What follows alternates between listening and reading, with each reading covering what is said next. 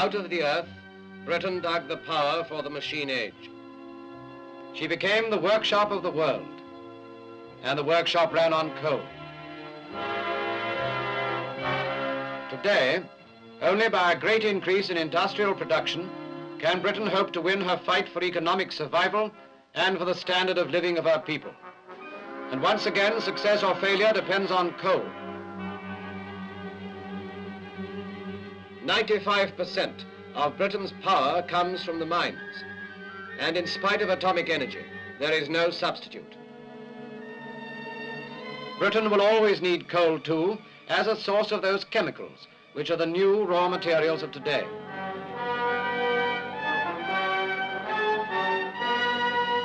From plastics for communication to fertilizers for farming, they come from coal. And only by restarting the export trade in British coal can industry begin again in the smashed countries of Europe. Upon their restoration, world trade depends, and on world trade depends the life of Britain. For all these purposes, coal is needed at once, but supply is falling disastrously short of demand.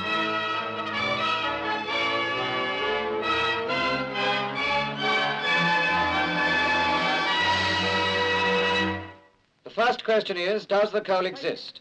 Are Britain's measures exhausted? To an audience of miners in South Wales, the Secretary of the National Union of Mine Workers, Arthur Horner, gives the answer. Coals buried under the earth of South Wales very still 5,000 million tons of coal at known workable depths. This coal is still there to be worked, and prosperity in South Wales on the basis of coal production can be built up and can last for more than 100 years still. Not only in South Wales, but under the hop fields of Kent, in Durham, Yorkshire, Cumberland, and all the north there is coal. There is coal in the Midlands, in Warwickshire, Derbyshire, and Notts, and in Scotland. There is coal under the sea, and a few seams near enough to the earth's surface to be scraped off and dragged out by excavators. From under the farmers' pastures and the lawns of country houses, coal is being won to meet the emergency.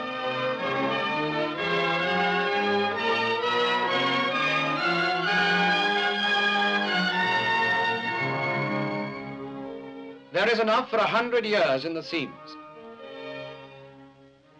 but too little being brought to the surface. With our manpower fully employed, Britain consumes 70% more electricity than in 1938. But for this increased power, the coal expected is not being produced.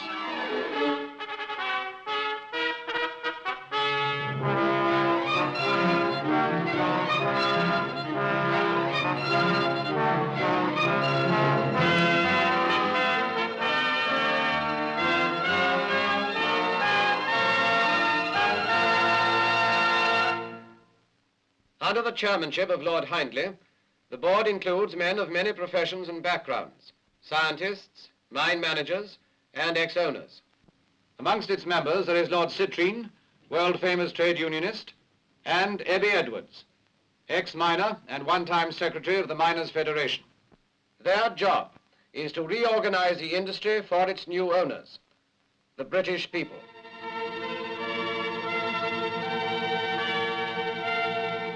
Reorganization, what does it mean? In remote and empty stretches of countryside, it means that the drills are probing down thousands of feet into the earth to find new, profitable coal measures. These will take the place of old, poor seams which the coal board must one day shut down. Where new coal is found, shafts are sunk, so that a clean, efficient start can be made with the planned exploitation of the national wealth by the nation. But this is long-term reorganization for the future. For today, with today's desperate needs, reorganization means first a re-examination of why Britain is short of coal now. It means an investigation to be made beneath the earth's surface. The 1,000 feet down, perhaps 2, 3, 4,000 feet, down in the miner's dark and distant world.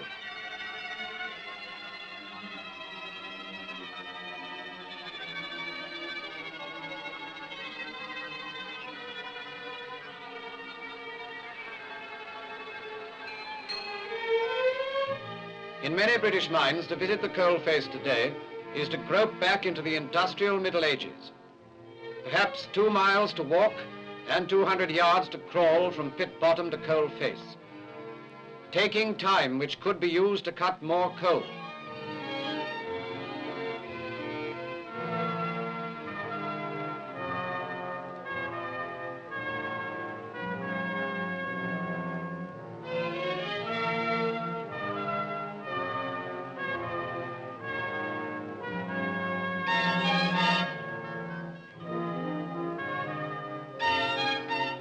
Cramped in holes and corners, the miner works with antique tools.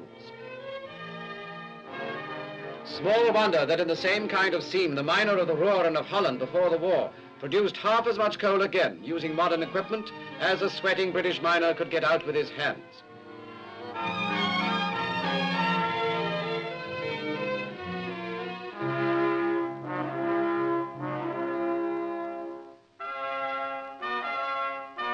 Small wonder that primitive haulage in British pits means that against the 50 tons per shift which the American haulage worker can handle, the British worker can move 5 tons. 5 against 50, 1/10.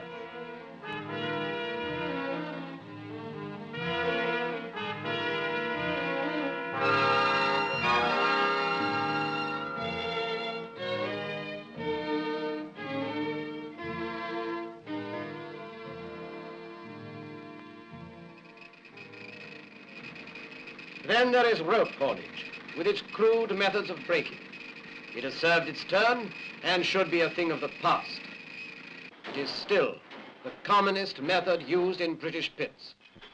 For years it has been clear that to improve conditions, to get more coal, new methods must be introduced into British mining. At training centers, many miners have already learned to handle new coal cutters and loaders. They are complicated, but their purpose is simple: to loosen and lift the coal back from the seams. As steady and tireless as a mechanical saw, they are the new picks and shovels.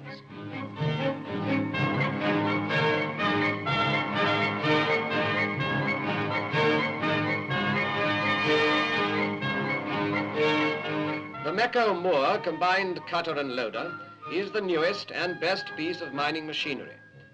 Its running belts of steel teeth make 2 horizontal cuts and 1 vertical cut into the face, devouring the seam as if it were slicing into a cake. And this progress is not only to be found in the training school.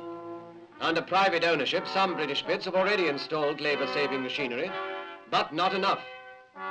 Instead of a walk of hard, unprofitable miles to the coal face, the miner can be speedied fresh to his work.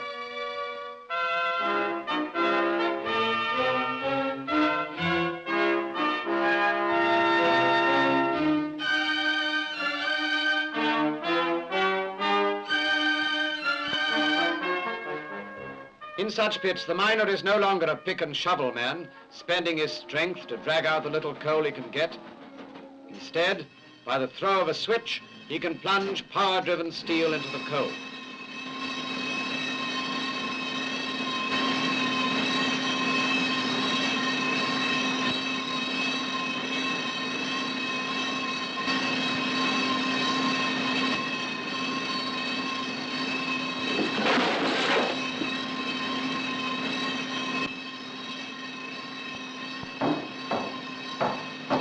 Instead of hand-loading the loosened coal into tubs, a few pits, too few, use the duckbill loader.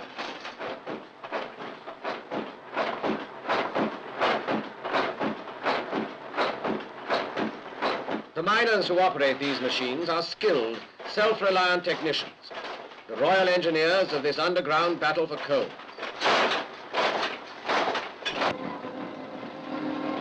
These miners of tomorrow don't drag the coal away in tubs by hand or rope. claws of the joy loader, it streams down over the tail of the machine. Then away by conveyor belt. From conveyor to conveyor, the coal travels back from the face.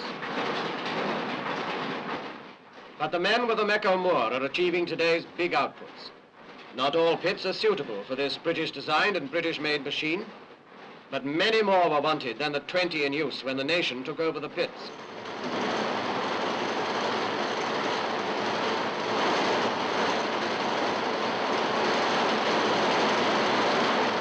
The Mecco Moor has a team of attendants, not to help it cut and load the coal, but to follow in the rear of the machine's advance, propping the roof as it goes.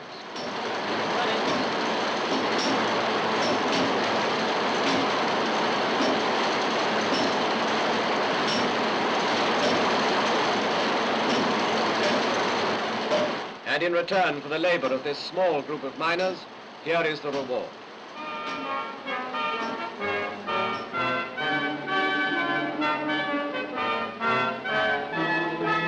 Coal for electricity and gas, coal for fuel, coal for chemical byproducts, from nylon stockings to the sulfonamide drugs. And when Britain can afford it, coal for export. The biggest problem of technical reorganization the Coal Board has to face is the introduction of modern methods of haulage. It will mean more coal with fewer men. It will take time and money, but without it, the high output required will never be reached.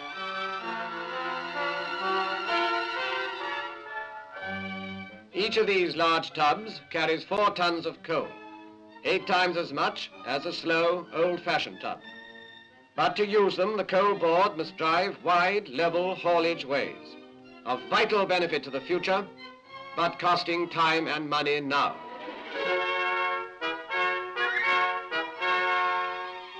But whatever technical improvements may eventually become common in mining, the job depends finally on the miner.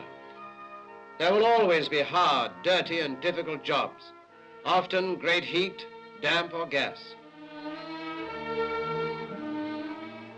And there will always be a need for the man who knows by experience this fickle underground world. A world that is always in slow, imperceptible movement as the disturbed strata resettle. For the mine is a living thing.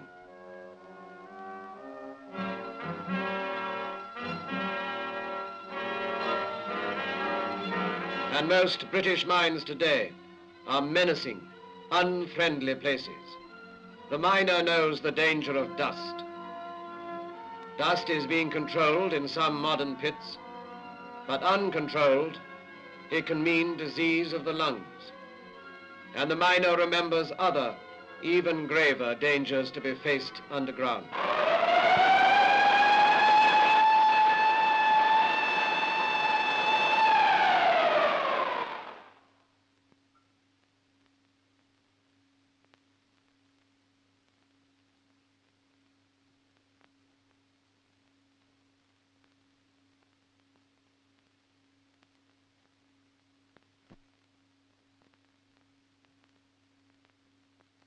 Today, young men are not attracted by the coal industry.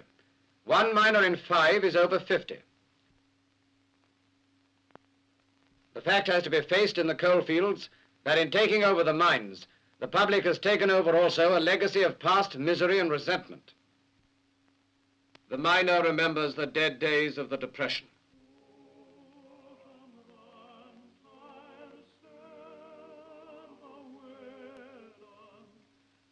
To keep your family warm, you could pick over the dumps for scraps of discarded coal.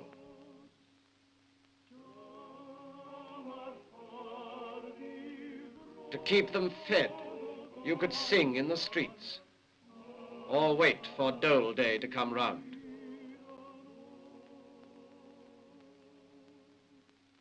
And most miners' homes, even today, don't encourage an all-out effort at the coal face, or convince the young man that this is a good life to offer a wife and family. Yet it is from Britain's drab mining villages and grimy mining towns that the effort must come to meet an enormously increased demand for power, an increased demand which is a direct result of a policy of full employment. Not only the success of nationalisation and of Britain's Labour government will stand or fall by the efforts of the mines, but Britain's position in the post-war world will be decided in the slum streets of Coal Town. At miners' meetings all over the country, Emmanuel Shinwell sounds the alarm. We need at least 700,000 men in the industry. Nearly 700,000 men on the colliery books.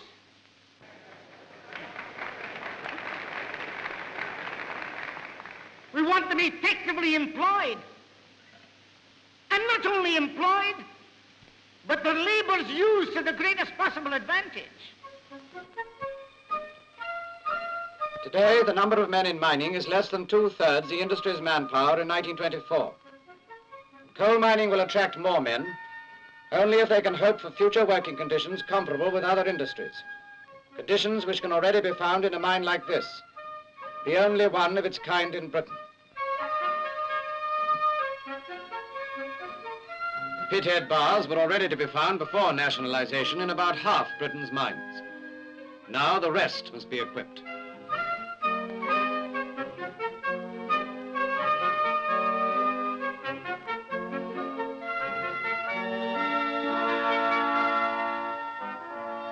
The welfare of the miner means, too, that canteen and recreational facilities must be provided at the pit head. There must be transport to take miners back to modern homes. For a few years yet, many miners will have to live in the shadow of the mine tip. But improvements are on the way. New houses are being built.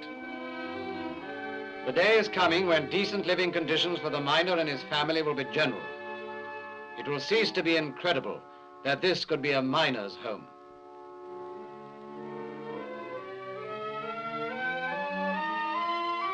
But for the urgent present, which cannot wait, the National Coal Board also looks in other directions. To bring about a new relationship with the miner, managers, deputies, instructors are being trained to spread through the coal fields a new attitude to the industry. The miner must be made to feel that he is a vital and honored member of the community which his industry supports. These key men, all with many years' practical experience, will try to tackle the double problem of output and manpower by a new approach to the miner. They will try to convince him that the bad old days are over and that the great new days ahead for Britain depend not only on the miner's efforts in the pits, but on his partnership in his own industry.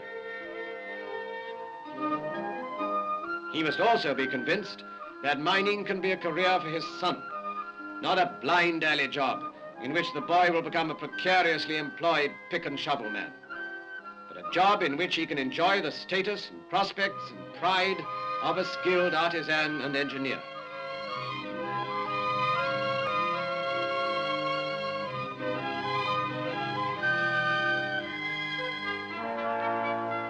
There is great promise for these youngsters, miners of the next generation. In the words of the miners' leader, Will Lawther, no miners in the world have a brighter and better prospect than the British miners have today. Already the government's recruiting campaign is beginning to show results. In 1946, almost twice as many recruits entered the industry as in 1945. And since summer 1946, the output of coal, struggling upward, shows overall gains. Neither manpower nor output is yet sufficient. More coal is needed for power, for fuel, for chemicals, for national survival. But output is slowly climbing towards safety and towards hope of Britain's re-establishment in this modern age.